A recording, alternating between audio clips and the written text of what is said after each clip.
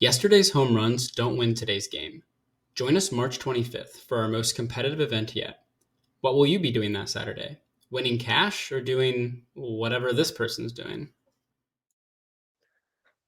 Judge, we negate. Resolved in the U.S., right to work laws do more harm than good. Contention 1 is manufacturing. Unions have strangled the manufacturing industry in the U.S. Luckily, right to work laws constrain the power of unions. Austin 21 writes that right to work laws reduce unionization levels because workers can obtain the benefits of unionization while opting not to pay union dues, leaving few dues paying members. Right to work laws directly decrease a union's bargaining power with firms. Specifically, there are two ways that constraining unions helps the manufacturing sector. First, by attracting high-quality workers. Unfortunately, union contracts cause high-quality workers to flee. Strict 16 writes that union seniority systems repel top performance. The union contract limits them to a seniority-based raise no matter how hard they work. Many top employers take their skills elsewhere. As well as Calabero 19 finds that innovative workers migrate to non-union firms where individual economic rewards are more likely.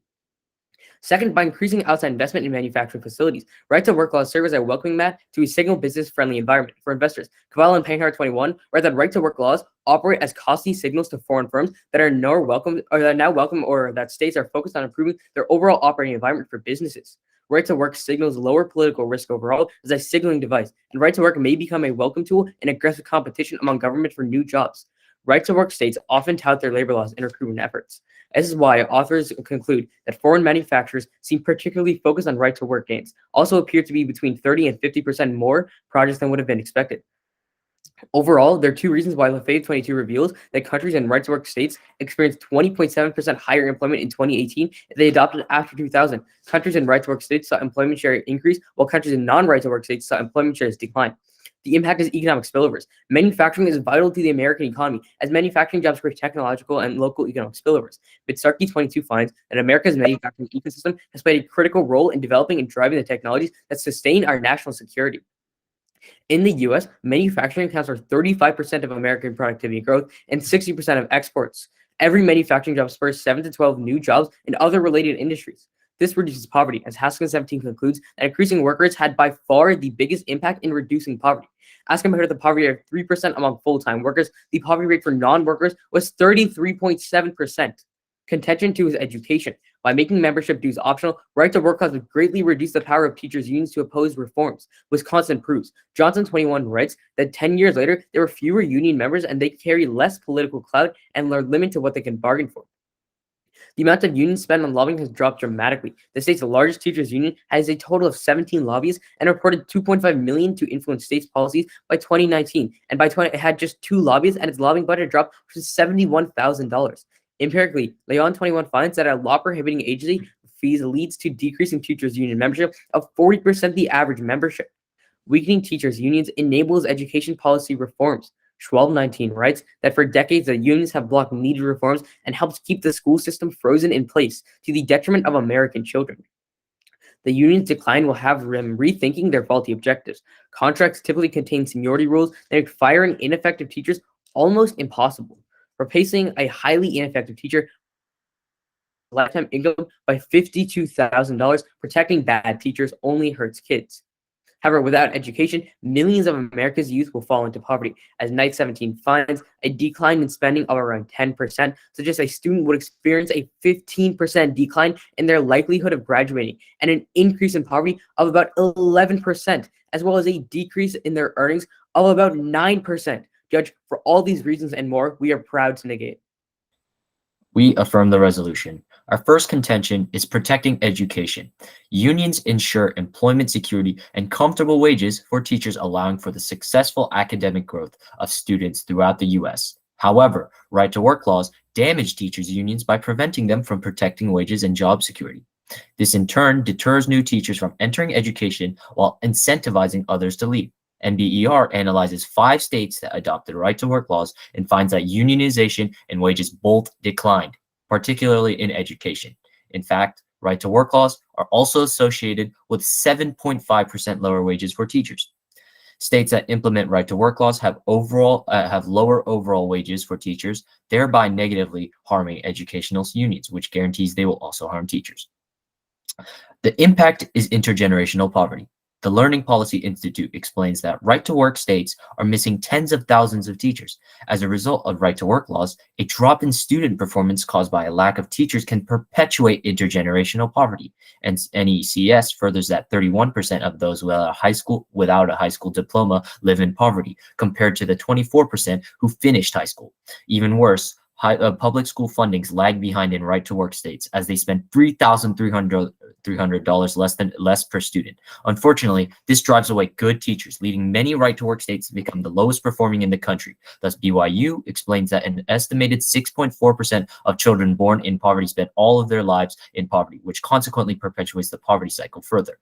UC Davis concludes that 1/2 of children who are poor for a substantial part of their childhood will be poor as adults. With more than 10 million Americans stuck in poverty in right-to-work states, UN finds that good education is the single most important factor in stopping intergenerational poverty for good. Our second contention is bolstering the economy. The International Labor Organization writes that right-to-work laws have historically resulted in drastically lower membership in labor unions, which damages their legitimacy. Even worse, the New York University elaborates that right-to-work laws undermine solidarity among employees, making it difficult for them to mobilize strikes in response to unfair labor laws. Thus, right-to-work laws render unions completely ineffective. This would be catastrophic in two ways. The first is through healthcare coverage. The Kaiser Family Foundation writes that under right-to-work laws, employers have no reason to offer adequate healthcare coverage. As such, the workers in right-to-work states are 10% less likely to have health insurance coverage, visit the doctor 31% less often, and pay 11% more out-of-pocket costs for healthcare compared to non-right-to-work states. Even worse, many employers opt out of offering healthcare entirely, which hurts families across the board. As a result, the uninsurance rate is 4% higher in non-right-to-work states. Hence, right-to-work laws would directly cause 2 million workers to lose their health insurance. Thus, a lack of insurance increases the likelihood of death by over 25%, with millions still without insurance in right-to-work states. The second impact is wages. Because unions lose their bargaining power with right-to-work laws, employers then offer lower and less competitive salaries. In fact, the Bureau of Labor Statistics explains that average workers in states with right-to-work laws earn $6,000 less than workers in states without right-to-work laws. As a result, 26% of jobs in right-to-work states are in low-wage occupations, compared with 18% in others. Without sustainable incomes, families are left to fall into poverty, as Kaiser Family Foundation confirms that poverty rates are 20% higher in states with right-to-work laws. Even worse, the report continues that the infant mortality rate alone is 14.2% higher in right-to-work states. And and for these reasons, we strongly affirm. All right, so on your wages impact, can you explain the warranting between how right-to-work laws cause the influx in wages, or like decrease in wages? For teachers? Yeah, or just in general on your C2. Oh, the one about decreased wages for just like general employees? Yeah. Like, okay. So unions lose their power, right? And unions have a lot of wage benefits and competitive salaries, right?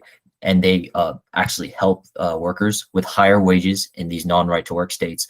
But in states that do have right-to-work laws, unions are weaker and they can't provide these benefits to employees. Could you hear me? Yeah. Can I ask a question, or do you want to Go for follow up? Okay. Oh, did you just could you explain your link on how how exactly the economic spillover helped tech in the US? I remember you mentioned something about that, like innovative technology or something, sustainable tech or something. Oh yeah, essentially what we're saying is that in right-to-work law states, we saw an influx in like innovation, and like there's a much higher quality of work because these more innovative workers are going to right-to-work states to seek more economic benefits, as they have a much higher chance of receiving economic benefits for the better work they put out, and that directly causes like an influx of like better quality work, better quality technology, national security, and like that answer your question. Okay. Yeah. Would you like a question? Yeah, I'll take a question then. Okay, so on your okay, on your C2, can you explain how like 2 million people would lose their healthcare? Wait a second. Okay, healthcare coverage. Okay, so we said that unions do provide healthcare coverage, right? Adequate healthcare coverage, but under right to work laws, employers have no reason to provide the service. And we found that right to work states, the people living there, workers living there, are 10% less likely to have insurance coverage and stuff. And I added some other statistics. And even worse, we mentioned how some employers may not even give any healthcare at all. And we mentioned that this will all these people in right to work states, they don't get these healthcare benefits that you would otherwise in a non-right to work state. I'm just gonna work down my opponent's case. Is everyone ready? My time starts now. Judge, let's look at our opponent's first contention on protected education. They mentioned how unions help protect the comfortability of wages for teachers, and right to work job destroys these jobs and wages. However, Judge, this is just not true. Look at our second contention on education. It says that teachers are in the last 10 years, teachers have been voluntarily leaving these unions. And what for? It's because, as our line 21 explains, there's a 40% decrease in teachers' union membership over the last 10 years. What for? Because these unions are protecting only these members that are not doing the good jobs and such. These good teachers are actually leaving these unions because they can get higher pays, and because these unions have seniority-based pay. So no matter how good you are of a teacher, it's not performance-based. You're always going to get less than someone who's older than you or has been a part of the union for longer. By having right to work laws, these teachers opt out of these unions, and thus they can get better pay based on their performance, which has been shown based on the trends of teachers leaving unions. And so as our Schwalbach 19 source quantifies, by replacing ineffective teachers with an average one, just an average one, students' future incomes rise by 52%. This links directly into their impact of generational poverty as well, because by having right to work laws, you reduce the ineffective teachers and you get rid of them, and instead you put in an average or effective teacher, and the futures of the students will also increase. As our Night 17 quantifies, a 10% decline in spending means an increase of 15% in student graduation. You can just cross-apply this to their case. But then let's get their second contention on bolstering the economy. Judge, I have multiple responses to this. Let's look at the first part where they mentioned how right to work laws decrease union membership, which causes on their subpoint A causing the economic drop. Look at our Eisenach 15 source, which is that unionization stops investment, productivity, and innovation and hurts the economy. Black and Lynch examines the effect of a variety of workplace characteristics and management practice on productivity and find that holding other factors consistent, unionized firms have lower labor productivity. Other academic studies have found unionization reduces firms' profitability, slowing innovation. By lowering the return on long-term investment, unionization may thus cause firms to underinvest. Indeed, empirical evidence across a number of studies show that unionization are correlated with lower capital investment levels and reduction in R&D. Judge, this means that unions are actually not hurting the economy and causing lower innovation, which is crucial to having more jobs and a healthier and better healthcare coverage. But then they mentioned how 25% of people are more likely to die. Judge, that's between people who don't have healthcare. What we're saying is that these firms are still providing the healthcare that is needed. But then let's get their subpoint B on wages. Judge, this is just completely not true. Our Austin 21 source says that there's unable to find any evidence that right to work laws reduce labor compensation either on average or at the bottom of distribution. If anything, wages are slightly higher in right to work locations, especially at the lower end of the distribution. While this may seem surprising, our estimates largely align with a prediction of our model where higher wages for unionized workers require more labor to be absorbed by non-unionized industries in the same location, which in turn drives down the wage in the ladder. So, Judge, this is actually a turn because these unions are actually causing wages to decrease because they're forcing people to be a part of these unions. Being ununionized people will have their wages decrease. These unions are very harmful to the workers. But then it furthers that it estimates that employed residents in right-to-work areas do not detect meaningful differences in health insurance coverage rates. Judge, this means that the health insurance coverages are same between right to work areas and that. All of their studies are just a generalization of right to work states. They don't they account for so many different factors that don't just relate to right to work laws. But then if you look at Austin 21 on their impact on poverty rates, it states that consistent with improved employment outcomes and slightly higher wage levels of RTW countries, the overall poverty rate is 1.41 percentage points lower in right to work counties. Childhood poverty rates are 2.29 percentage points lower in right to work counties, while the difference is slightly larger at 2.43% percentage points of families with children ages between 5 and 17 years old. Relatively speaking, these are reduction of poverty of approximately 9 to 12%. Judge, this means that poverty is actually lower in right-to-work states and counties, which is completely goes against my opponent's case. You can prefer our Austin 21 source over their source because A, their source doesn't account for the other factors, and their 20% higher in right-to-work states is done by labor unions, and those labor unions are obviously just going to cherry-pick data that supports their cause. Thus, you can prefer our Austin 21 source, which turns this argument to the neg side. Thus, this is a clear neg ballot. All right, fantastic. So Structure is going to be starting on our side of the debate, and then we'll move on to theirs. Time begins on my first word.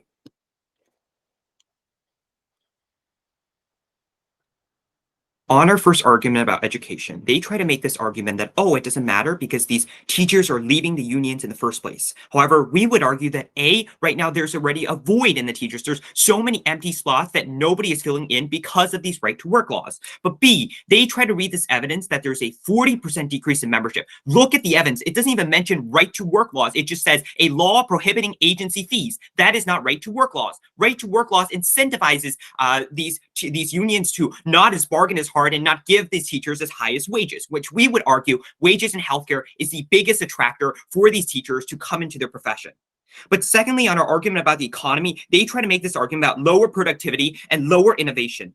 However, our study, which looks at every single state in a comprehensive analysis, finds that on net, although there might be evidence with lower productivity on net because of higher wages and because of better healthcare, we see on net higher productivity instead. We would say you prefer this because healthcare is directly attributing to human health, which can make them more productive inside the workforce. But then they try to say that, oh, it doesn't matter because wages are higher under right to work laws. Look at their study. It's done A, in a very micro-analysis environment, and B, it's relatively long time ago. We would argue under our evidence that looks at, again, every single state in the United States that has not a right to work laws and finds greater right to work laws, greater wages for these right to work laws on net. But then we would argue, and also we would prefer that because it counts in healthcare and it counts in other benefits that aren't necessarily wages. Then they try to say that, oh, it doesn't relate to right to work laws. Of course, yes, it relates to right to work laws because our argument is specifically stating that when you have right to work laws, you have these better healthcare benefits. You have these overall better benefits for the workers. Then they finally say that our evidence is cherry-picked and it's a 20% overall study. However, we would argue that all of our studies done by the labor unions are in corroboration with other consulting firms and other third-party nonprofit organizations, which is why they cite the sources at the bottom of their doc. If you look at the bottom of the website, the sources are there and they are not the labor unions.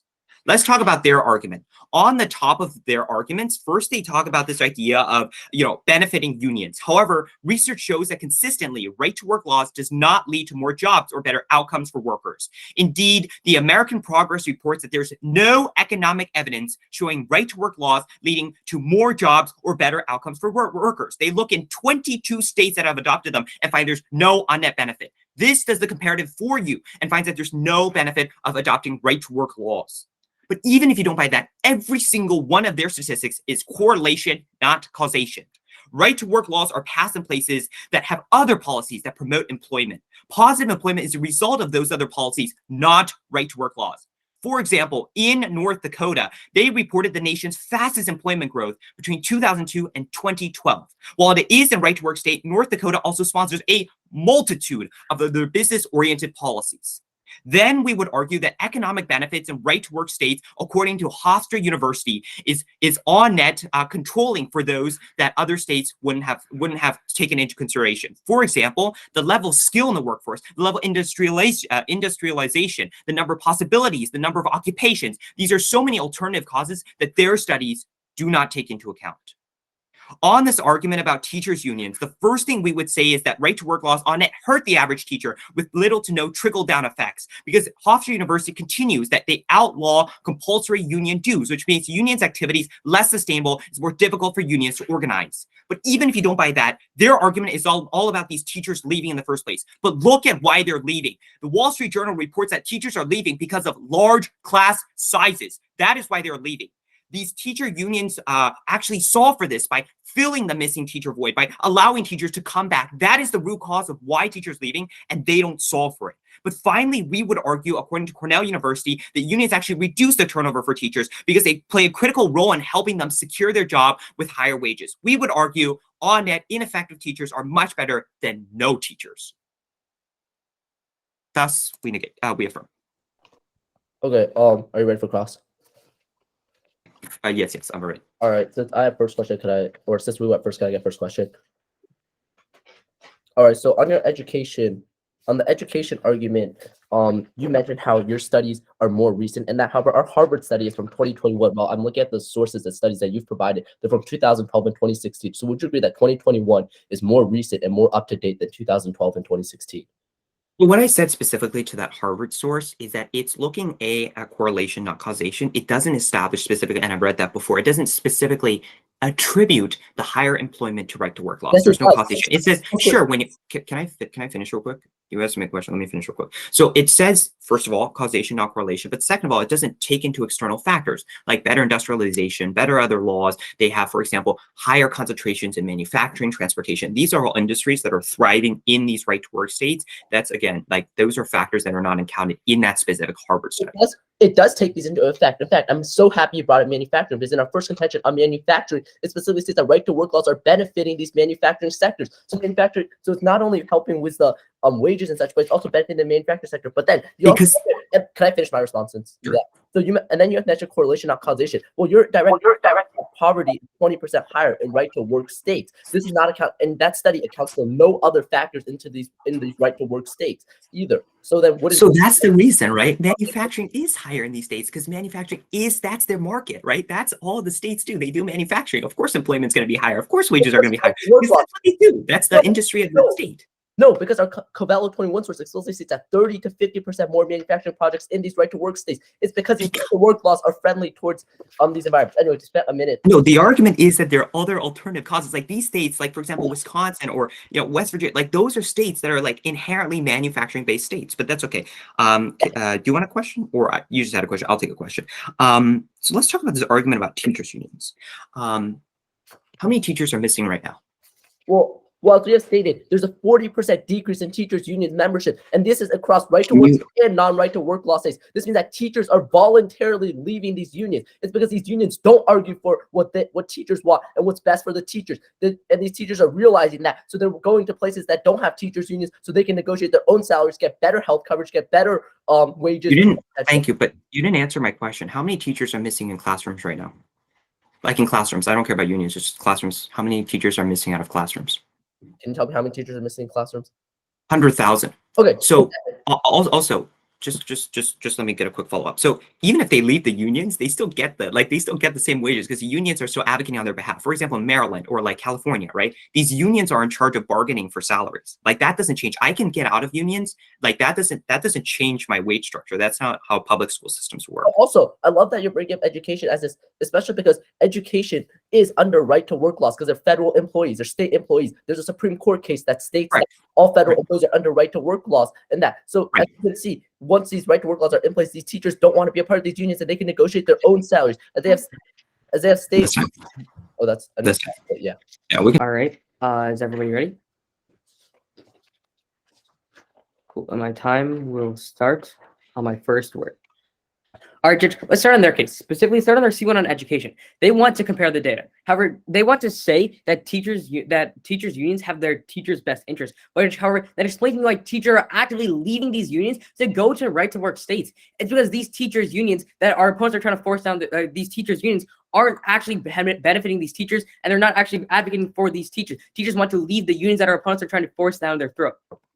Judge, somebody just look at our Leon 21 source, which specifically tells you there's a 40% decrease in membership. Next, let's look on to their C2. First, let's look onto this impact of wages. First, Judge, the only response they provide to our Austin 21 source, they have two responses to our Austin 21 source. That it's only analyzes microanalysis and that it's out of date. However, Judge, as my partner tells you in Cross, the sources they provide against it are from 2012 and 2016, while our sources are from 2021. But what they're telling you is literally false, empirically false. Do not take this response as a legitimate response. Furthermore, they tell you that our study only is from microanalysis and that it's from a later date. However, we tell you that it's not from a later date. This is empirically false. Our study is from 2021. Well, the sources they provided from 2012, 2016. Don't let them tell you this. Furthermore, on this microanalysis, we tell you that the Harvard has actually put into all these it's actually put in all these factors that our opponents claim that our opponents put forward, and have actually developed the best possible study. And Judge, again, I will read you this. I will read you the block and or our Austin 21 source specifically tells you that that they're unable to find any evidence that right to work laws reduce labor compensation, either on average or at the bottom of the distribution. If anything, wages are slightly higher in right to work locations, especially at the lower end of distribution. While this may seem surprising, our estimates largely align with the prediction of their model, where the higher wages for unionized workers in the non-right to work state require more labor to be absorbed by non-unionized industries in the same location, which in turn drives down wages in the latter. Estimated that employed residents in right to work areas do not detect the meaningful differences in health insurance coverage rates as well. Next, let's look at their C2. Their C2 on economy. Or yeah, furthermore on their C2 on economy, let's look at this. Look at the investment argument they have, or like the economic growth content argument they have. Our Einstein 15 source specifically tells you that Black and Lynch examined the effects of a variety of workplace characteristics and management practices on productivity, and find that holding other factor consistent unionized firms have lower labor productivity. Other academic studies found that unionization reduces firms' profitability from potentially leading to lower investment and slowing down innovation. This means that they're actually slowing down innovation, especially in the manufacturing sector. And we tell you that we are actually winning on our argument, our manufacturing argument, because we tell you that manufacturing accounts for 35 to 60% of all of the United States growth and economy. Furthermore, we win on manufacturing because our point on foreign investment is completely unrefuted. We tell you that foreign manufacturers are much more likely to go into right-to-work states and set up firms there, overall increasing the economy and reducing poverty by around 30% between employed and unemployed workers. This is a clear neg ballot. My speech will begin on my first word. Let me just get my timer up quickly. Okay. The thesis of our case is revitalizing Americans specifically in two ways. Our first argument was education. We cited that NBER analyzes 5 states that adopted right-to-work laws and find that unionization and wages both declined, particularly in education. In fact, right-to-work laws are also associated with 7.5% lower wages for teachers. The impact was intergenerational poverty. The Learning Policy Institute explains that right-to-work states are missing over tens of thousands of teachers, while public school funding lags behind in right-to-work states, as they spend $3,000 less per student. Thus, BYU explains that an estimated 6.5% of children born in poverty spend all their lives in poverty, and right-to-work laws impacts on education perpetuate the poverty cycle further for more than 10 million Americans in right-to-work states. Our second contention was bolstering the economy. We cited that the International Labor Organization writes that right-to-work laws have historically resulted in drastically lower memberships in labor unions, which provide multiple wage and employment benefits for employees. This has 2 catastrophic impacts. The first impact was healthcare coverage. We stated that workers in right-to-work states are 10% likely to have health insurance coverage, and we also stated that this would affect 2 million people and they would lose their health insurance. Our second impact was wages. The Bureau of Labor Statistics explains that average workers in states with right-to-work laws earn $6,000 less than workers in states without right-to-work laws. Moving on to the opponent's case, they held two main contentions, which were manufacturing and education. Looking at their first contention, the opponent's argument does not provide any clear links as to how right-to-work laws support manufacturing, as they only mentioned that there's a possibility of skilled workers moving to right-to-work states. However, they don't guarantee this with any statistics. Moving on to their second contention, the opponents are basically arguing that because of an extremely small portion of teachers that might be ineffective, we should get rid of the very unions that support millions of teachers across the country and this would consequently degrade the education on a large scale in the U.S. There is no impact in any of their arguments. Don't let them bring it up in final focus. There is no reason why the judges should vote for them. Their evidence about teachers leaving unions looks at a law prohibiting agency fees. However, we actually give reasoning. Teachers aren't leaving unions because they reduce teacher stress. They increase wages. They improve healthcare coverage. They provide more benefits.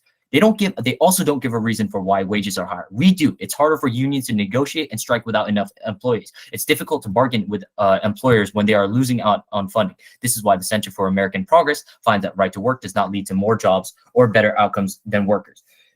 Moving on to weighing, the Neg claims that right-to-work laws have massive benefits through innovative technology. However, they provide no clear impact on what this actually does, instead saying the phrase helpful to corroborate this argument. Therefore, the opponent concedes an argument because they don't provide any tangible benefits. In addition, throughout this debate, the opponent has only focused on minor wage and education benefits, but we care about healthcare and we care about lives. We care about human lives, and thus we think you should vote for us. Are you guys ready for Grand Cross? All right, since we supposed to first, can we take the first question? Yes. Right. All right, let's look at the arguments on education. So you mentioned it's only a small minority of teachers. However, the source states that 40% of teachers are leaving unions, union states to go to right-to-work law states, basically, so they don't have to be a part of these unions. Isn't that a good majority of teachers? So what's your question? My question is, what Sure. is a substantial amount of teachers, especially when you say that there's a teacher shortage? Sure. Let me read you the evidence. The findings presented in Table 3 suggest that the enactment of a law prohibiting agency fees leads to a decrease in teachers' union membership, which is equivalent to about 40% of the average memberships in these states prior to prohibiting agency fees. What is agency? The agency fees is not right to work laws. That is extremely different. Also, this is a model. This isn't actually happening. Can I please clarify this? Actually, first of all, the right to work laws basically state teachers don't have to join these unions and pay these fees, which is exactly what the point of work laws are. It's so that people can't be forced to pay union fees and dues. That's the whole point of right to work laws. That's explicitly what's stated in them. That was argued in the Supreme Court case. For you to reframe right to work laws, I think is ridiculous, especially right now in Grand Cross. This is a law. I read this in rebuttal. This is a law prohibiting, and this is even what you're saying. The evidence says that 40% have already left. That is not true. This is a study done by a researcher at Brown University. That is a study, a hypothetical study. 40% have not left, right? This is talking about law prohibiting agency fees. So that's saying unions can't even charge fees. Of course they're going to charge fees. Why wouldn't they charge fees? Not only that, even if you don't want to look at that, you can look at our Johnson 21, which states that unions have in the last 10 years forever, this was in case, they've carried less political clout, are limited for what they can bargain for, and the unions are also spending decreasing on lobbying firms. This means that teachers are not funding these unions because the unions are not getting the same funding to do all these things because teachers are leaving these unions. You can't just pull out another evidence when you realize this evidence doesn't say what it says. That's like 40%. So let me ask you this question. Let me just take our question to ask you. Have 40% of teachers left? Have 40%? Just to clarify it.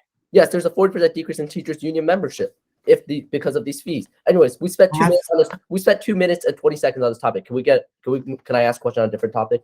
Didn't you ask a first question? Well, if you want, can I just get a quick follow-up? Just a very quick follow-up. So you're telling me 40% of teachers have already left?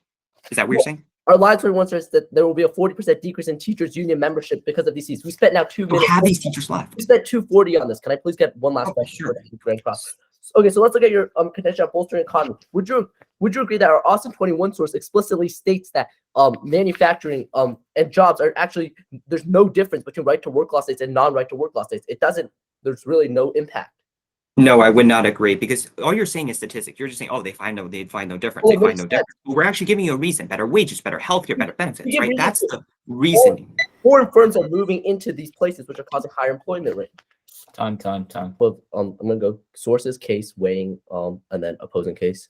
My time starts now. Judge, let's look at the sources. Judge, our opponent keeps on saying that our Austin 21 source is only microanalysis and theirs is more recent average. Judge, look at all of their sources. Their sources A are done from 2012, 2016, 2017, but 2, they're all paid for by lobbying firms for these unions. Well, our Austin 21 is a Harvard source that's neutral in this debate and can actually provide fair, equal analysis. But then it's not a microanalysis because they put these other factors into effect. Now let's move on to our case on contention one on manufacturing. Judge, our opponents completely drop our subpoint B on increasing outside investment in manufacturing facilities. Judge, they say that we have no link. However, our link is that foreign firms are more likely to invest in these right-to-work states, as our Cavallo 21 source states that there's 30 to 50% more manufacturing projects in right-to-work states. This means that foreign firms are investing in these right-to-work states, which have caused these right-to-work states to have a way higher employment, 20.7% higher employment compared to our Lafif 22. And then thus we link into the impact of poverty as econ spillover. As we've extended throughout this entire debate, our Pistrowski 22 source states that the manufacturer accounts for 35% of American productivity, 60% of imports, exports, and one manufacturing job spurs 7 to 12 new jobs in other sectors, which means that and 33.7% of poverty is within the unemployed, and only 3% is in the employed. So this means that if we reduce poverty by creating these jobs and giving people well-paying jobs, which will also come with health insurance and such. But Judge, let's look at their case now. Their whole case on let's look at their case on the bolstering the economy, Judge. They try to argue that it lowers wages. However, all of these sources that we have stated, A, was Austin 21 says that there's no empirical difference in actual wages are higher in right-to-work states. But then look at the link chain. Their link chain for bolstering the economy is just that unions get to negotiate better and such. However, that is empirically not true. Look, people are leaving unions. This ties into the teachers thing. Teachers are leaving unions. Why? Because unions are not fighting for their wages. Instead, look at ours. Ours actually has a clear link chain where it's foreign firms are investing in manufacturing facilities in these right-to-work states. This investment causes more employment, and the employment leads to higher wages and growth. We have a clear link chain that has not been refuted by our opponents, and we outweigh, as we have stated throughout this run, the manufacturer is a backbone of the American economy, and for every one manufacturing job, it spurs 7 to 12 new jobs in other sectors. For these reasons, we're proud to negate. Cool. So I don't think we have any prep time left. So Right. structure will be starting on our arguments and then moving to their arguments. Time begins on my first word. The thesis of our case this entire round has been revitalizing America in two specific ways. The first was education. Right now, states that have adopted right-to-work laws, we're seeing teachers leaving, we're seeing 7.5% lower wages for teachers, and we're seeing on-net empty classrooms. What's happening as a result in these right-to-work states, according to the Learning Policy Institute, is that these states have thousands of missing classrooms where these students have no teachers to go to. They spend $3,300 less per student in public funding. And on net, we see 10 million students right now without teachers to begin with. But second of all, you're also going to be bolstering the economy, because when we have right to work laws, we're going to have better healthcare coverage, because these unions, A, they have more funding to negotiate, but B, they have more power to bargain. That's why these people in right to work states are 10% less likely to have health insurance. And right to work laws directly cause 2 million workers to lose their health insurance and increase the likelihood of death by 25%. But the second of which was wages. Because these unions have better power to negotiate and bargain, and also they provide other benefits like healthcare, like paid time off.